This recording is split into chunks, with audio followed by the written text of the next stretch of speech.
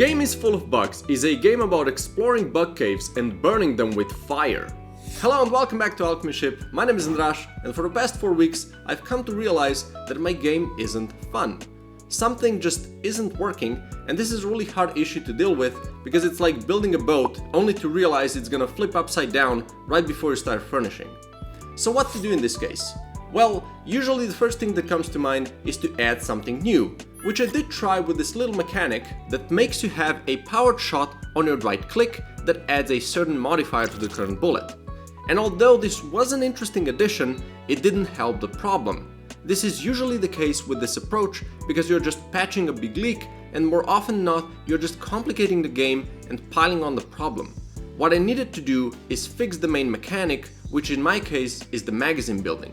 So I talked about this with a couple of friends, and they helped me come up with a couple of things to try.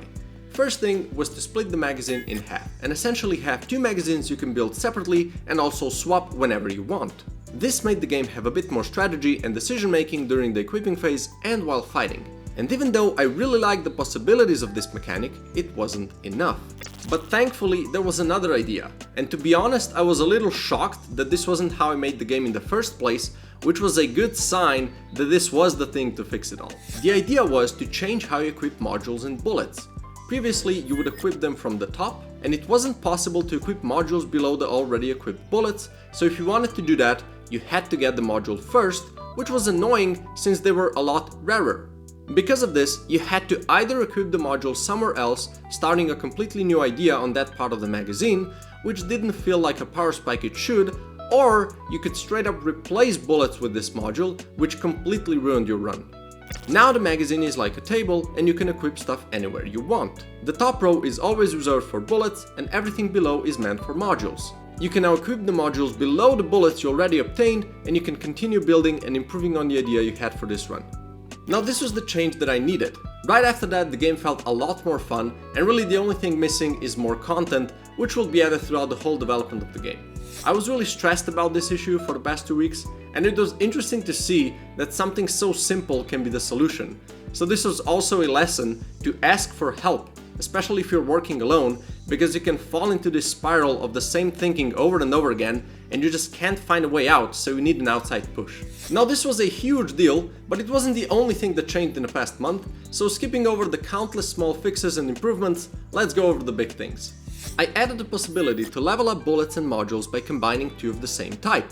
Most of the time you'll get level 1 modules, and this mechanic will serve as one of the main power progressions. Another thing I added is so-called bugged bullets. All of the bullets will have a small chance to be bugged, which will give them some additional effects. These effects will usually be positive, but not necessarily, and will range from all kinds of weak effects that can sometimes do nothing, but sometimes it can be the crucial thing to make it crazy good. And while on the topic, I've also added some new bullets and modules, but you'll have to discover those for yourself when you play the game. And last but certainly not least, fire. I have created quite an intricate fire system, with which I hope to add one really cool over-the-time damage effect to the game instead of many half-made ones. I tried to mimic how it works in real life, but also limit it in a way that it still works in the game and hopefully doesn't crash it with its calculations. So in short, how it works: basically anything that wants to spawn fire spawns a certain amount of so-called small fires. And then if two small fires spawn close enough, they're replaced with a medium fire, and same goes for the big fire. Now this fire burns for a couple of seconds, and then it becomes smaller, and then repeats this process until it can't get any smaller, at which point it dies out. Every fire can then do fire damage to anything standing on top of them. So basically their damage stacks with each other, and then whenever a unit takes fire damage, it has a chance to catch on fire, and this chance also increases with the amount of fire damage they took. And finally, if a unit dies while it's on fire, they spawn a couple of small fires around them, depending on how strongly they were burning. These systems and chances can then easily be controlled, so you can have fire that is usually contained in a short radius with a small chance of spreading, or you can have fire that spreads uncontrollably and unstoppably until everything is burning.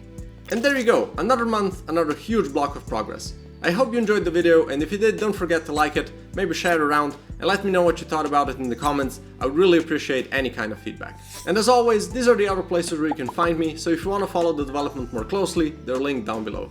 And of course, thank you so much for watching, and if you don't want to miss the next video, hit that subscribe button and I'll catch you up in the next one. Cheers!